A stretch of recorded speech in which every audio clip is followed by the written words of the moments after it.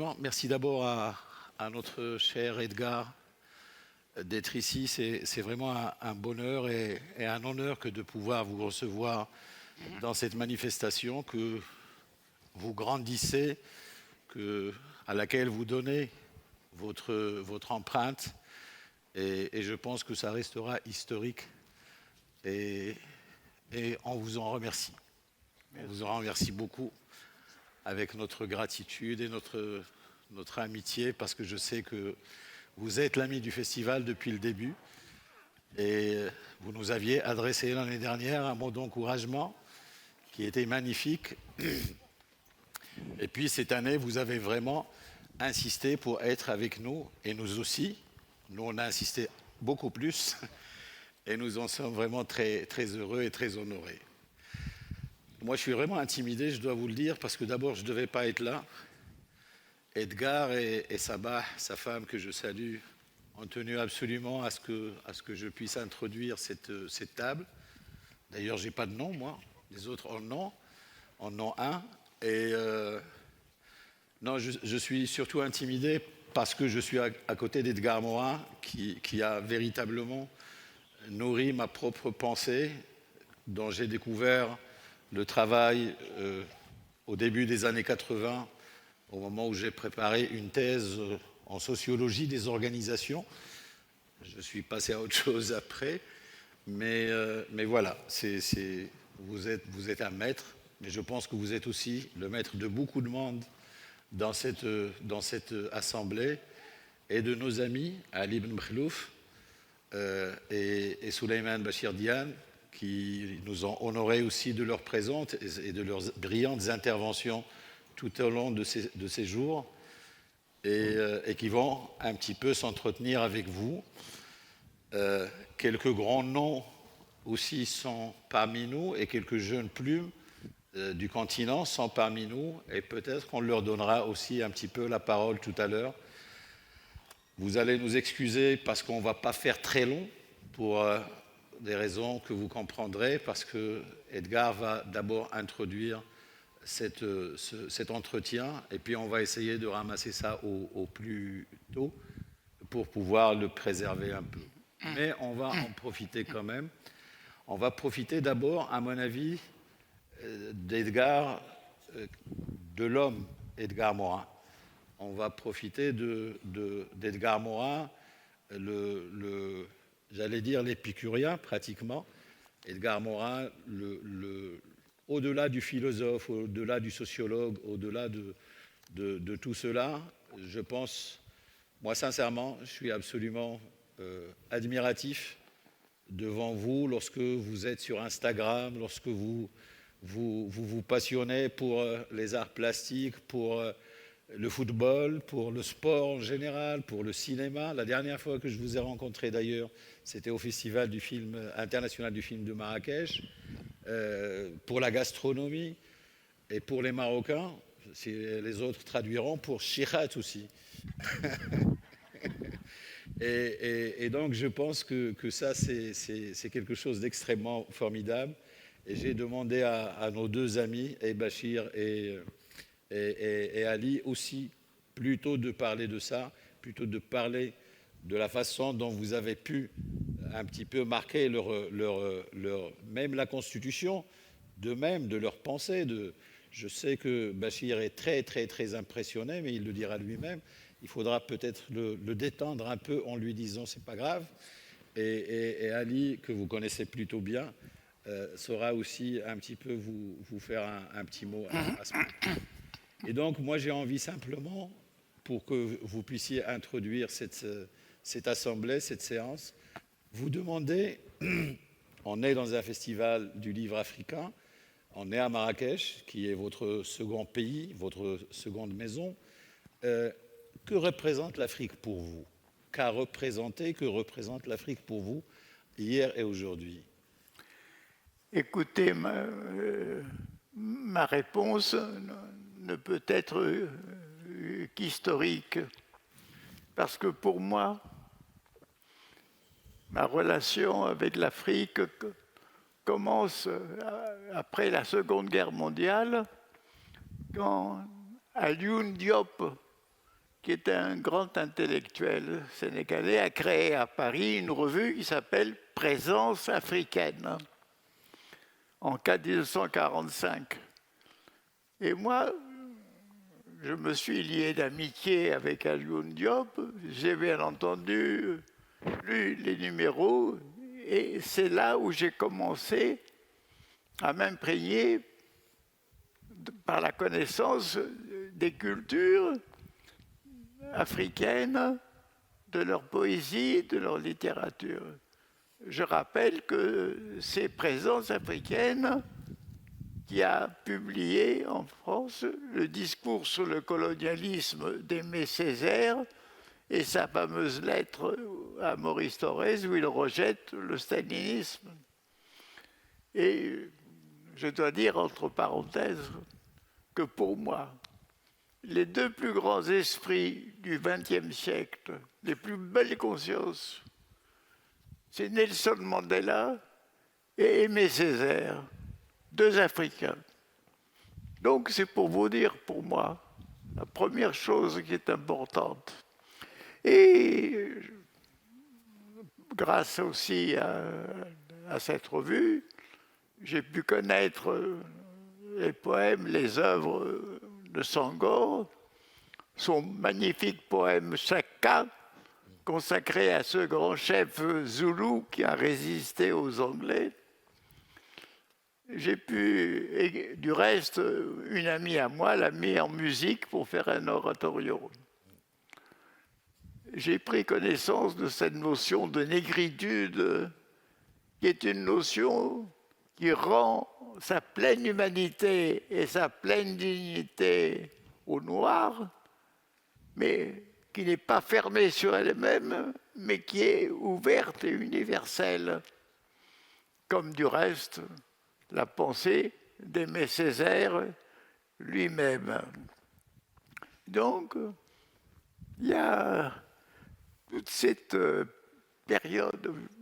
Je donne comme anecdote, par exemple, que quand j'ai fait un film avec Jean Rouge qui s'appelle Chronique d'un été qui se situe en France, on a pris un jeune Africain pour être comme l'ethnographe de la société française, pour voir comment on renverse les positions, au lieu que ce soit le Français qui regarde en ethnographe l'Africain, c'était l'Africain qui regarde le Français, ce qui était quand même une très belle idée. Alors, je dois dire donc que pendant toute cette époque, la connaissance de la culture africaine ne m'a pas quitté. Et je veux dire, là aussi, bien entendu, j'ai été un des partisans de la décolonisation et j'ai été extrêmement actif dans la mesure de mes moyens pour que cette décolonisation, qui s'est faite du reste sur la pulsion des Africains eux-mêmes, s'opère. Comme vous savez, l'effondrement des empires, comme les empires coloniaux, comme ça a été l'empire ottoman ou l'empire austro-hongrois, se donne place à des nations qui elles-mêmes ont des minorités ethniques ou des diversités ethniques, ce qui cause beaucoup de problèmes. Ce fut le cas de la France, qui a mis des siècles à intégrer les Bretons, les Alsaciens, les Provençaux, les Flamands. Et donc, les Africains ont maintenant ce problème avec leur notion nouvelle de minorité et de diversité, et pour lesquels je souhaite tellement qu'ils manifestent une compréhension des minorités, une tolérance des minorités, une ouverture à ces minorités. Maintenant, je veux dire qu'il y a une chose que vous, Africains, vous ne l'avez pas connue, c'est la traite. Et mes amis martiniquais m'en parlent beaucoup, ils gardent cette mémoire affreuse de tous ces êtres humains qu'on a jetés dans des cales des bateaux pour des voyages interminables, et finalement pour que les survivants soient vendus comme esclaves chez les planteurs de coton ou bien en Martinique de canne à sucre. Ça, c'est une chose qui reste très forte dans la mémoire de ceux qui ont été expatriés. Et moi, je la respecte et je la continue. Donc, j'en arrive quand même à l'aspect qui nous lie ici, qui est la littérature. Il y a aujourd'hui une grande littérature africaine, créative et diverse. Et il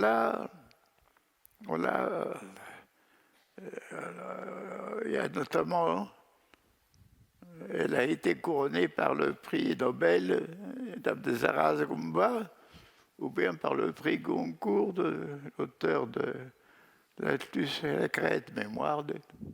Autrement dit, il y a eu ça, et vous continuez, ces pionniers, vous écrivez et vous apportez votre contribution à la culture mondiale. J'ajoute une chose à laquelle j'ai beaucoup contribué, c'était l'élaboration de l'idée qu'il doit y avoir une pensée du Sud.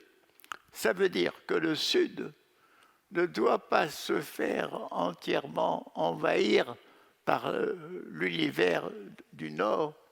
Il doit bien entendu tirer profit de certains avantages techniques, scientifiques, voire économiques, mais il doit sauvegarder son identité, ses communautés, ce sens traditionnel des solidarités, des fraternités.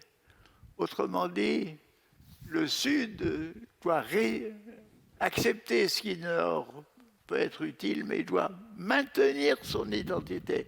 Et vous autres, Africains, vous devez faire attention.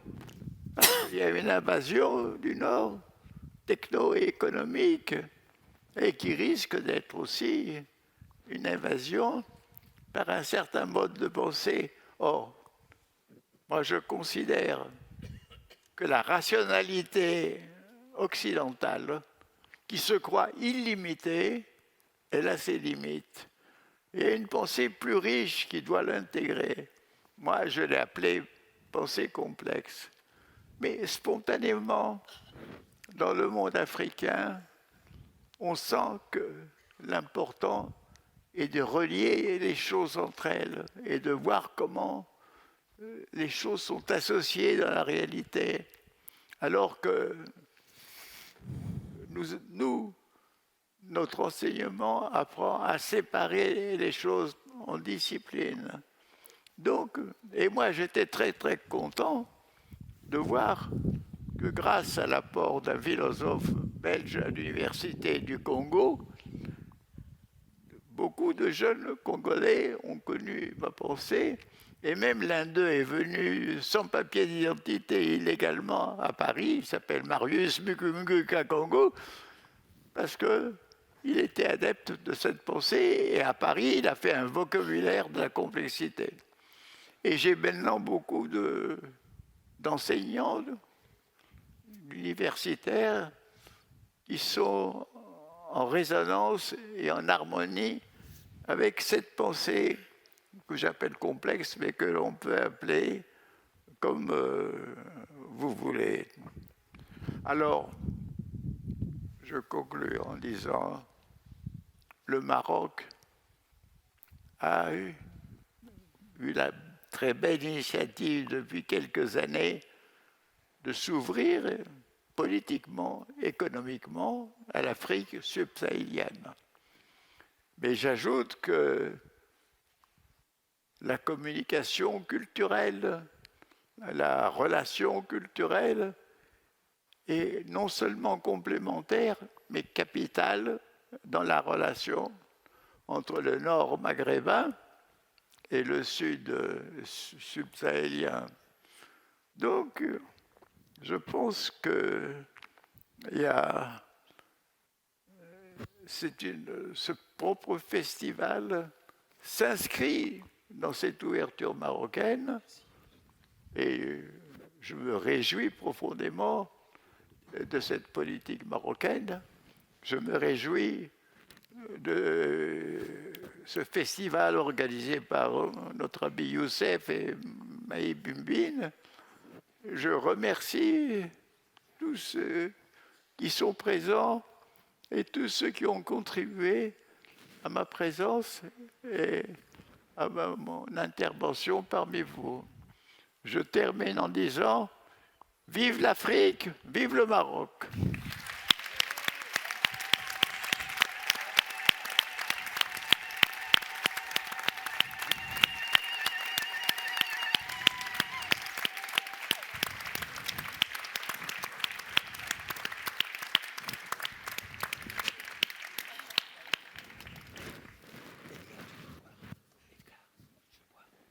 Un petit coup, pas trop, parce que... Je sais. Merci infiniment. Merci beaucoup, Edgar. Merci beaucoup pour ces belles paroles et pour ce rappel, effectivement, et de l'histoire et de l'actualité des littératures africaines et de la présence, précisément, de l'Afrique dans le concert des nations aujourd'hui et dans le domaine de la pensée particulièrement. Et vous avez dit un certain nombre de choses à propos précisément de cet enracinement de l'Afrique dans ce qui est universel et ce désir de rejoindre sa place dans l'universel, sa revendication d'être présente dans l'universel et dans la construction de son propre avenir, thématique que nous avons également évoquée, et avec Ali, d'ailleurs qui en a fait un livre, et avec Souleymane aussi, par rapport à sa leçon inaugurale, qui portait sur un récit africain du monde. Et donc je donne immédiatement la parole à Souleymane, en lui demandant de se reprendre, de ne pas être impressionné par notre cher Edgar, et de nous dire un peu, Souleymane, alors je sais que là aussi, les influences et les emprunts sont divers et complexes, comme dirait notre ami Edgar, mais qu'a représenté Edgar pour vous dans la constitution de votre pensée et de votre parcours? Que représente? J'ai demandé à Bachir ce que vous avez représenté dans son parcours et dans la constitution de sa pensée. Cher Edgar, je me suis beaucoup penché sur cette expression que nous avons en français, les mots me manquent. Et je me suis dit, parce qu'en général, les mots m'obéissent, je les ai appelés en leur disant, ce n'est pas le moment de me manquer. S'il y a un moment où je vous prie de m'obéir et de rouler sur ma langue, c'est vraiment un moment où j'aurai le bonheur de m'asseoir ainsi à côté de vous. Et pour répondre à la question de notre ami Younes, ma réponse serait celle-ci. Je partage avec ce Congolais qui est venu en France sans papier, mais qui a trouvé hospitalité dans votre pensée de la complexité. Eh bien, je partage avec lui non pas d'être sans papier, j'ai des papiers, et en général, je passe les frontières malheureusement plus aisément que ces gens-là, mais je partage avec lui d'avoir été marqué par votre pensée de la complexité. Je partage avec lui de voir en cette pensée de la complexité quelque chose qui m'a ouvert des horizons et qui, depuis que j'ai rencontré votre œuvre, a été au centre de ma pensée. Vous le savez mieux que personne, la tradition philosophique consiste à essayer d'immobiliser les choses pour les connaître. Donc, de nier que la réalité de notre monde, que la réalité qu'il nous faut connaître, soit une réalité en mouvement. Nous essayons de connaître ce qui est immobile, d'avoir une connaissance et un regard sur les choses qui les immobilise comme la gorgone immobilisait ses victimes. Et nous essayons aussi, pour connaître les choses, de les connaître dans la séparation. D'abord, la séparation entre nous et ce que nous connaissons, cette division du sujet et de l'objet, et ensuite la décomposition de ce que nous essayons de connaître en autant de parties dont il est très difficile par la suite de faire en sorte qu'on puisse les réunir à nouveau. Eh bien, c'est cette manière de connaître qui est une manière de ne pas connaître à laquelle vous avez mis fin. Vous nous avez enseigné à beaucoup d'entre nous, à pratiquement tous ceux qui vous écoutent ici, à restituer à la réalité son mouvement, à comprendre que savoir, c'est entrer dans le mouvement des choses qu'il nous faut savoir. Vous nous avez appris également que savoir n'est pas se tenir à distance de ce que l'on sait, ni surtout décomposer ce que l'on sait. Et la rationalité dont vous venez de parler à l'instant, vous nous avez appris que c'est une rationalité élargie, non pas une rationalité étriquée, mais une raison élargie, une raison qui sait embrasser les choses. Et la seule manière de vous dire tout cela, c'est de vous dire simplement merci. Merci pour avoir été cette clé dans la réflexion que nous avons les uns et les autres essayé de mettre en œuvre après avoir pris conscience de l'importance de la complexité, parce que la complexité dans la manière dont nous devons penser le monde correspond déjà à la complexité du monde. Merci pour cela. Merci également des paroles que vous avez eues qui nous ont rappelé l'ami que vous êtes pour l'Afrique, le compagnon de route que vous avez été pour cette magnifique aventure qu'est Présence africaine. J'ai essayé de parler de présence africaine avec des mots qui étaient les miens. Vous en avez parlé là maintenant avec une éloquence infiniment plus grande, puisque c'est l'éloquence de quelqu'un qui a été témoin d'une trajectoire dont j'ai essayé simplement de reproduire les traces avant. Alioune Diop, dont vous avez parlé, évidemment, est quelqu'un que nous admirons. Senghor, dont vous avez parlé, et quand vous avez prononcé Chaka, je me suis souvenu que je connaissais Chaka par cœur quand j'étais adolescent. Et j'essayais de me souvenir d'un certain nombre de vers où Chaka, justement, parle de la belle Nolivé, qui était la fiancée et la bien-aimée, qu'il a dû sacrifier à sa volonté de créer une nation, la nation des fils du ciel, la nation Zoulou. Merci pour cela, merci pour avoir insisté, comme vous l'avez fait alors, comme vous le faites maintenant, sur une présence africaine au monde. Parce que la présence africaine au monde, cette présence africaine qui a donné son titre à la revue et à la maison d'édition d'Alioune Diop, elle est infiniment plus importante que la notion d'identité africaine qui peut, par certains côtés, être détestable. Il est bien plus important de parler de la présence africaine au monde parce que c'est une présence africaine sur les grandes questions du monde dans leur complexité et c'est une présence africaine également à nous-mêmes, Africains, une présence qui est interrogation permanente, ouverture sur la complexité du monde et de cela, cher Edgar Morin, merci infiniment. Je suis heureux que les mots ne m'aient pas manqué.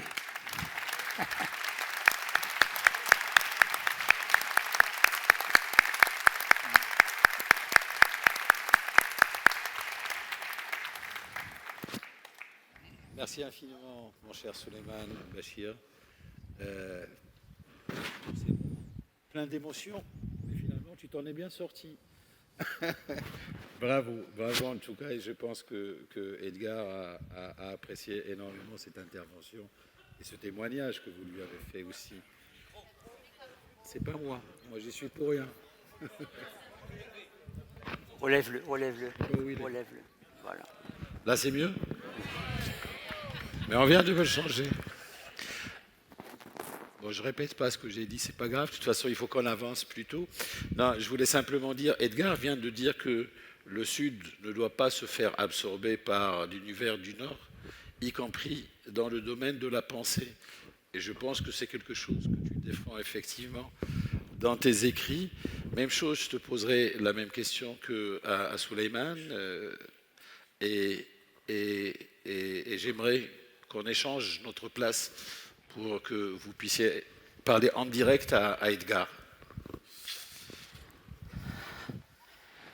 Très cher Edgar, vous avez rendu ce magnifique hommage à ce continent et ça passe aussi par le langage.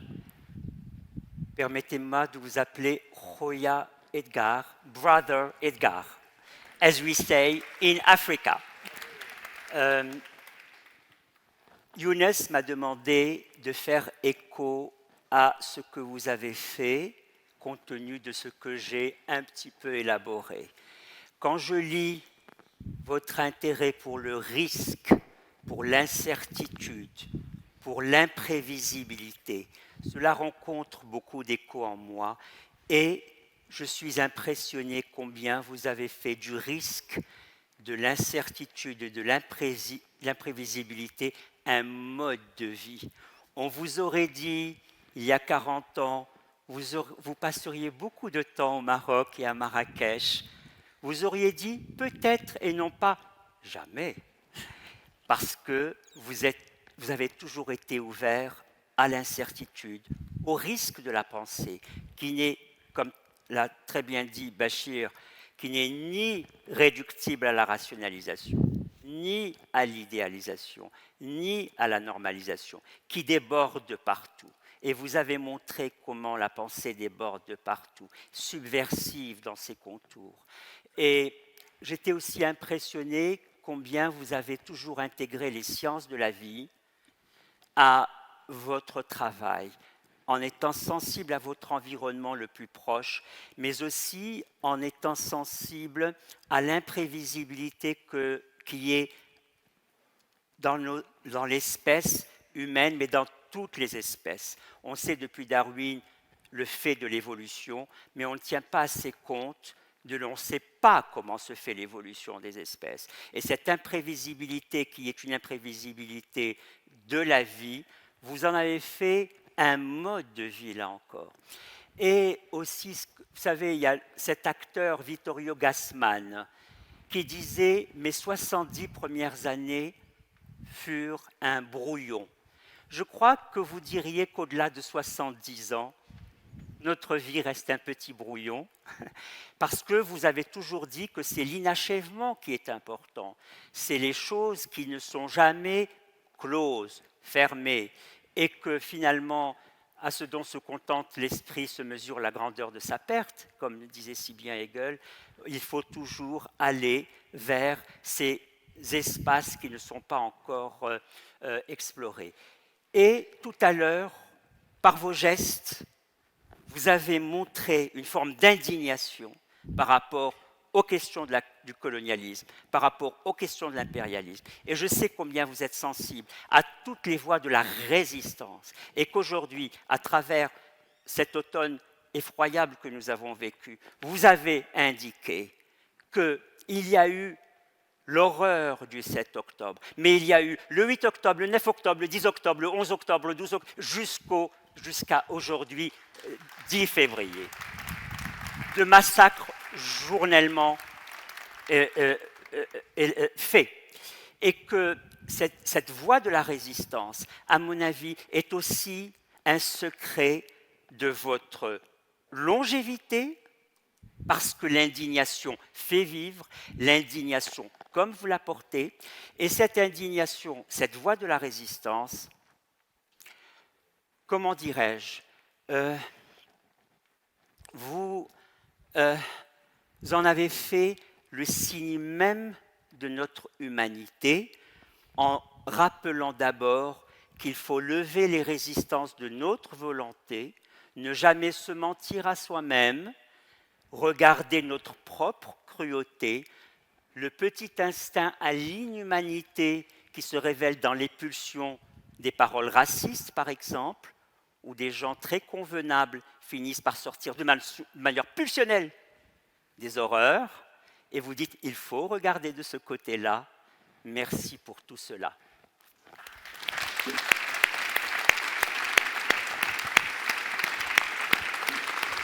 Allez, je vais repasser à côté de vous.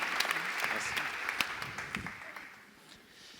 Merci Ali, merci infiniment et merci beaucoup d'évoquer cela parce qu'effectivement, lors de la préparation un petit peu de cet entretien avec Edgar, il a tenu absolument à revenir sur cette indignation et sur cette résistance et sur ce qui se passe malheureusement aujourd'hui à Gaza. Tu voulais en dire 2 mots, tu m'avais demandé de dire 2 mots sur ce qui se passe aujourd'hui à Gaza et sur ton indignation par rapport à cette situation. Écoutez, pour moi, je suis à la fois ahuri et indigné par le fait que ceux qui représentent les descendants d'un peuple qui a été persécuté pendant des siècles pour des raisons religieuses ou raciales, que les descendants de ce peuple qui sont aujourd'hui les décideurs de l'État d'Israël, que cela puisse non seulement coloniser tout un peuple, le chasser en partie de sa terre et vouloir le chasser pour de bon, mais en plus, après le massacre du 7 octobre, se sont livrés à un véritable carnage massif sur les populations de Gaza et continuent sans arrêt, frappant évidemment civils, femmes et enfants. Et de voir le silence du monde, le silence des États-Unis protecteurs d'Israël, le silence des États arabes, le silence des États européens qui se prétendent défenseurs de la culture, de l'humanité et des droits de l'homme. Je pense que nous vivons une tragédie horrible parce que nous sommes aussi impuissants devant cette chose qui se déchaîne. Et au moins, moi je dis, témoigner, la seule chose qui reste, si on ne peut pas résister de façon concrète, résistons dans nos esprits, ne nous laissons pas duper, ne nous laissons pas oublier. Ayons le courage de regarder les choses en face et voyons tout ce que nous pouvons faire pour continuer à témoigner. Merci infiniment. Merci.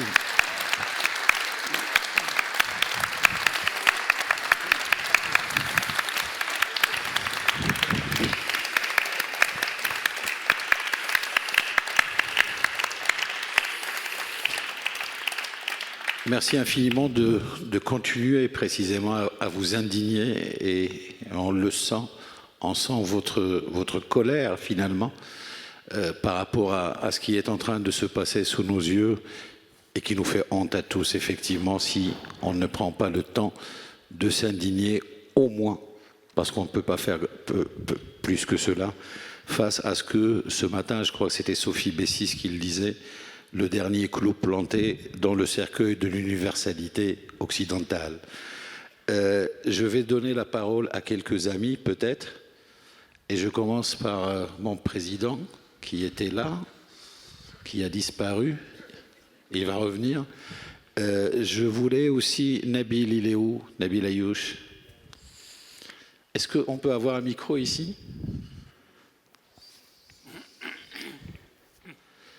Nabil, ami aussi d'Edgar, et puis président de la Fondation Alizawa qui nous accueille et que nous remercions beaucoup, beaucoup, beaucoup dans ce magnifique espace qu'est les étoiles de Jamal Fna. Merci infiniment à toi et à ton équipe et celle d'Aurore de nous accueillir ici. Merci à toi Younes pour ces mots. On est particulièrement heureux d'accueillir ce festival ici à la Fondation Alizawa avec toutes les équipes, Sophia Armis, Aurore évidemment, qui pilote ce lieu avec talent, et puis particulièrement honoré aussi de t'accueillir, Edgar. La première fois que nous nous sommes rencontrés, je ne sais pas si tu t'en souviens, c'était pour parler du Proche-Orient. Israël-Palestine, c'était à Fès. Tu te rappelles, Sabah? À l'époque, il était encore possible de parler de ce conflit de manière apaisée. Tu avais eu des mots qui m'avaient marqué, comme toute la pensée d'ailleurs qui est la tienne, qui a marqué mon enfance, mon adolescence, la proximité avec ce que tu as appelé la pensée complexe, que j'ai appréhendée d'abord avec curiosité, à travers toi, puis avec grâce, et ensuite avec simplicité. Je voulais te remercier infiniment pour ça. Et je ne peux pas m'empêcher, chaque fois que j'entends le monde rugir aujourd'hui et chaque fois que je te revois, de me demander à quoi ressemblait le monde en 1921. Mais je crois qu'à travers l'éloge qui t'a été fait aujourd'hui et à travers toute ton œuvre, on a un petit peu un sentiment de ce cheminement qui nous a menés de ce monde-ci au monde qu'on vit aujourd'hui. Et je ne suis pas complètement sûr qu'on ait progressé.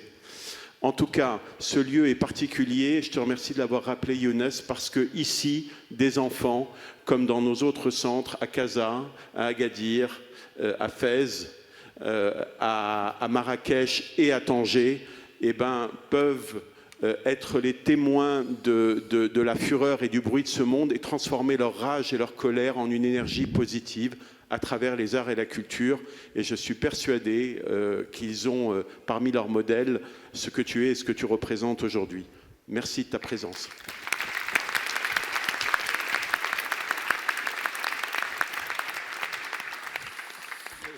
Ne faut-il pas remercier l'Afrique du Sud d'avoir si consciemment pris ce parti?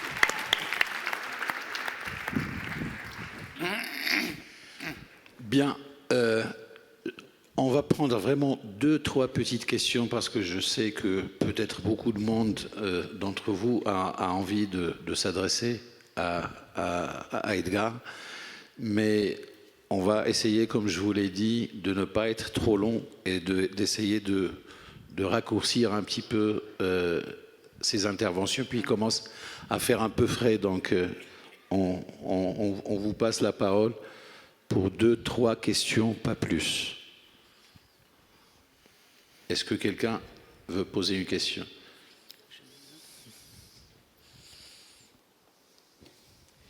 Bonsoir tout le monde. D'abord, je suis étudiant à la faculté des lettres Qadayad. Vous avez cité le Sud et le Nord. Tu me diras s'il a dit. Le Sud qui souffre d'une hiérarchie, d'une puissance nordique. Edgar Morin parle d'un point de vue historique. Il cite le désastre qu'avait vécu l'Afrique et le vol illégitime dont il était victime par la colonisation. Ma question, est-ce que vous ne voyez pas que, remontant un peu dans l'histoire, bien avant l'expansion d'Occident, il y avait celle d'Orient? Est-ce que cela ne veut pas dire que le Sud avait besoin du Nord et le Nord aussi avait besoin du Sud? Merci. La question, c'est est-ce que avant la colonisation occidentale, il n'y avait pas aussi une colonisation orientale de l'Afrique? Et est-ce que finalement l'Orient n'a pas besoin de l'Occident et l'Occident de l'Orient?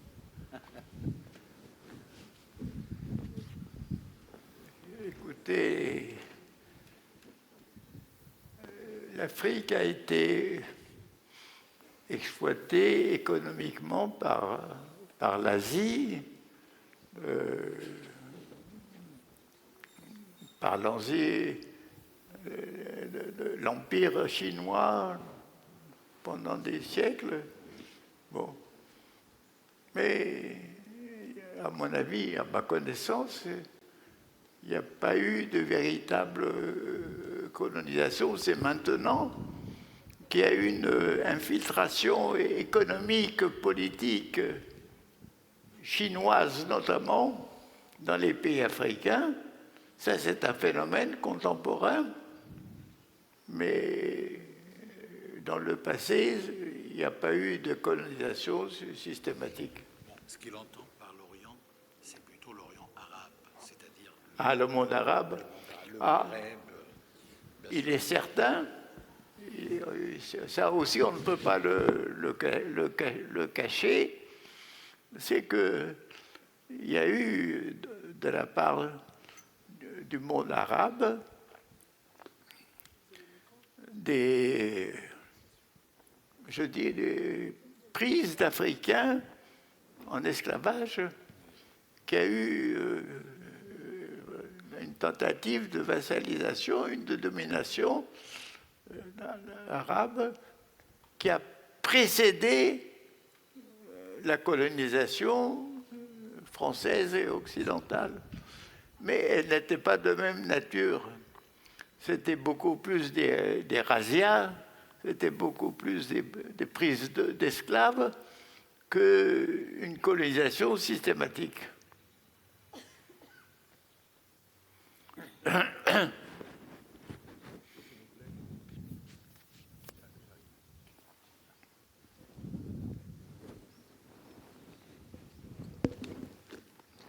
Monsieur Morin, bonjour et merci d'être présent. Vous nous donnez de l'espoir à tous ici.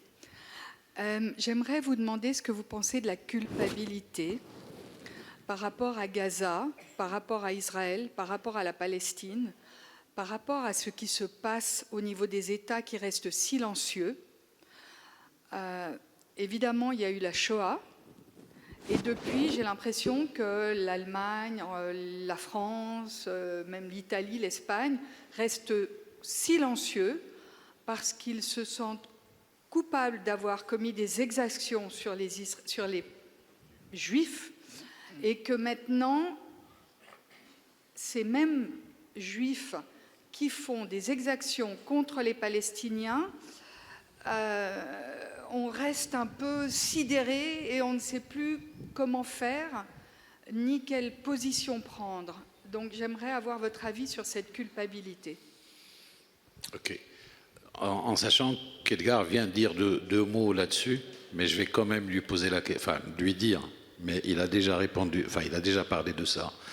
C'est à propos de la culpabilité occidentale vis-à-vis du peuple juif et d'Israël et par rapport à ce qui se passe aujourd'hui. Mais tu en as déjà parlé un petit peu. J'en ai déjà parlé, oui. Je suis désolé. Oui. Après, on va passer ici et puis on va arrêter. Bonsoir à toutes. Bonsoir, professeur. Bonsoir, Edgar Morin. Moi, j'ai connu Edgar Morin par le biais d'un professeur qui est juste à côté de lui et qui a été mon professeur de philosophie au Sénégal. Et au nom de tous les étudiants sénégalais, je vous dis merci parce que nous avons grandi. Ah oui. Au Sénégal, nous avons grandi en étudiant vos ouvrages qui nous sont très intéressants parce que tout ce que nous voulons savoir dans la politique moderne, vous l'avez dit, vous l'avez défendu, et c'est ce que le professeur Souleymane Bachir Diagne ainsi que tous les autres professeurs ouest-africains et maghrébins nous imposent comme méthode de vie et plus comme pensée. Je voudrais profiter de cette chance... Non, s'il vous plaît, une question. Oui, une question. Je voudrais profiter de cette chance unique pour vous question. poser une question. Vous avez fait votre introduction. Une question. Posez-la. Je vais la poser. Avec un point d'interrogation. Allez-y. Tout à fait, d'accord. S'il vous plaît. Alors, Monsieur Morin, nous avons vu qu'aujourd'hui, en Afrique subsaharienne, il y a 4 grands États qui ont fait un coup d'État. Et l'unique cause de ces coups d'État, c'est qu'ils veulent ce que le professeur Bachir Diagne appelle le démembrement contre la France. Votre question, s'il vous plaît. C'est ça la question. Sinon, je vais vous couper. Votre question. J'y arrive. Posez votre question. J'y arrive. Allez-y. Alors, Monsieur Morin, nous avons vu que les 4 grands États... Votre question, s'il vous plaît. Sinon, je vous retire le micro, s'il vous plaît. Votre question. s'il vous plaît. Ma Allez-y. question est la suivante. Merci. Est-ce qu'aujourd'hui, l'Afrique subsaharienne doit continuer à vivre avec cette France ou intellectuellement, culturellement et économiquement, nous allons lancer vers un détachement imminent?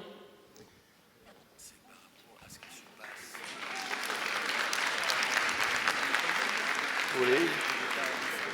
La question est, est-ce qu'on va continuer dans cette relation avec la France jusqu'à aujourd'hui ou est-ce qu'on va changer de perspective? C'est un étudiant de... Je comprends. Voilà. Je comprends.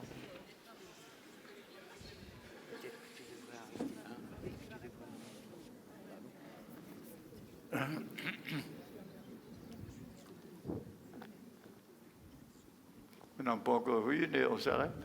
Est-ce que Hein? sur le rapport de la France avec les États d'Afrique? Écoutez, moi je pense qu'il y a deux choses. La première, c'est que la France paye ses reliquats colonialistes. Bien sûr, il n'y a plus de colonisation au sens strict, mais il y a eu des emprises, il y a eu des contrôles.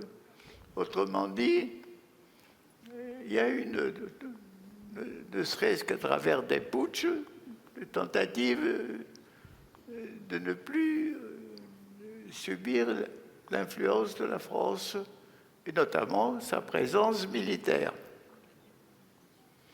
Ça, c'est l'aspect que je comprends. Le deuxième aspect, c'est de comprendre que dans des nations jeunes où, vous savez, la démocratie est une chose qui s'enracine très lentement dans l'histoire.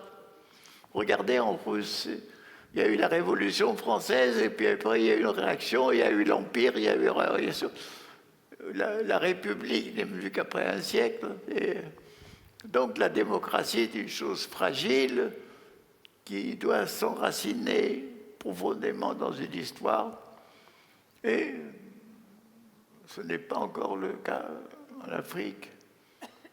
Donc, malheureusement, les régimes ou les présidents qui sont élus dans des élections peuvent être facilement renversés par des putschs militaires.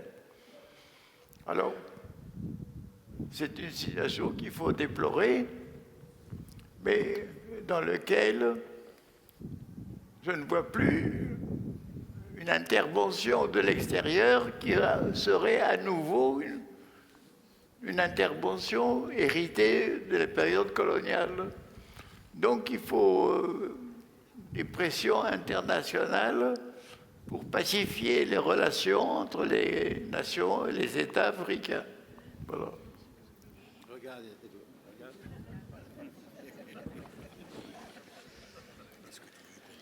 Hein? Est-ce que tu veux qu'on arrête? Oui. Bien, comme je vous l'ai dit, on va essayer quand même de ne pas trop fatiguer notre ami en vous remerciant, mais infiniment. Je pense qu'on n'a pas de mots. Et je vous demande de vous lever pour le saluer.